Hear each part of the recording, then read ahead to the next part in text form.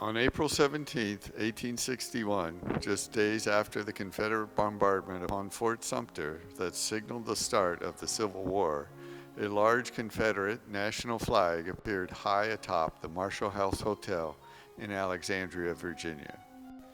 5 weeks later, the flag was unceremoniously removed, an act that resulted in the immediate and tragic death of 2 men. One man became a martyr for the Union cause, the other a Southern hero. The flag itself came to symbolize the dramatic event. Before long, the large Confederate banner faded from memory, a sight rarely seen or properly appreciated for the last century and a half. Until now. This video chronicles the preservation of the famed Marshall House flag and reveals for the first time the exacting details regarding its construction so that we may all understand its significance as a martyr's symbol and a hero's emblem. Alexandria, Virginia sailmaker John W. Paget, his wife Libby, and her sister Sarah Graham made the Marshall House flag in early 1861. Closely resembling the United States national flag, the Marshall House flag includes a blue canton and 3 stripes, or bars, alternating red and white. The stars, of which only 2 remain, were placed in the canton to represent each state in the new Confederate States of America. Allegedly, a larger white star was added to the center of the canton to represent Virginia. Each stripe is made from 3 18-inch standard widths of wool bunting and seamed together by hand with a flat felled seam. The canton is 2 stripes in height, so 6 fabric widths were necessary. The cotton stars were added using a technique called reverse applique, where the blue wool is cut away and the edges of the star and blue wool are hemmed together. On May 24, 1861, the day after Virginians voted to secede from the Union, Federal soldiers, including Colonel Elmer Ellsworth and his 11th New York Volunteers, attempted to seize Alexandria, Virginia, from the Confederates. Upon entering the city, Ellsworth decided to remove the large Confederate national flag from James Jackson's Marshall House Hotel. With a small party, Ellsworth climbed to the roof and cut down the flag. During their descent, Ellsworth and his mates encountered Jackson, who was armed with a shotgun.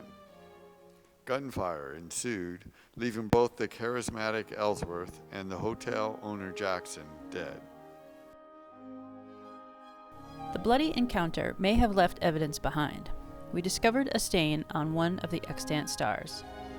After chemical testing, we concluded the stain was indeed blood. Further analysis is needed to determine the source of the blood, either Ellsworth's or Jackson's. After the tragic event of May 24th, the flag immediately came to symbolize the martyred Ellsworth and accompanied the slain colonel's body back to New York State. Eager relic hunters and even grieving family members cut snippets from the flag, or souvenired, the famous banner, including several of the flag's stars, possibly even the reported center star. In 2006, a large cotton star with fragments of blue wool, reportedly the flag's center star, was donated to the Battle Flag collection. Could it be the flag's center star? To determine if the larger cotton star was originally part of the Marshall House flag, we first examined the star and the attached wool remnants. Through fiber identification and yarn and weave structure analysis, we concluded that the white cotton star and the blue wool remnants closely match the cotton and wool in the canton. Would the star physically fit in the center of the canton? Once the flag and star were realigned, the large star was placed with the Marshall House flag. Additional stars for the circle were made with tissue paper to create the original layout. A small section of blue wool on the large star had a section of seam, helping to place the star in the canton. When the seam on the large star was lined up with the seams in the canton, the star fit nicely. A small V-shaped loss in the canton also lines up with a point of the large star, giving more evidence that this star was likely part of the Marshall House flag. After documenting how the flag is constructed and its condition, a conservation treatment was proposed. Vacuuming the flag with low suction removes harmful particulate soils. The additional greasy type soiling was reduced by wet cleaning. Wet cleaning is a controlled and precise treatment process that differs from traditional laundering. Before the wet cleaning occurs, the fabric dyes are carefully tested to ascertain that no dye loss or bleeding will occur during wet cleaning. To protect the raw edges, the flag was tacked to cheesecloth. The flag was then carefully submerged in a shallow water bath. A detergent was sponged onto the flag to remove the loosened and water-soluble soils. The flag was rinsed until all of the detergent was removed, at which point the water was drained from the bath. After the final rinse, the flag was aligned and covered with cotton fabric.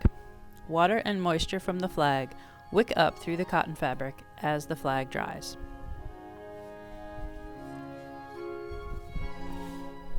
To prepare the flag for display, a large wooden strainer was covered with a heavyweight cotton fabric.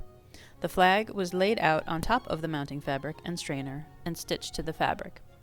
Because the flag is so large, a bridge was needed to reach the center of the flag. Despite souveniring, poor storage, and the ravages of time, the Marshall House flag endures to this day as a powerful emblem of the Union martyr Elmer Ellsworth and the Confederate hero James Jackson.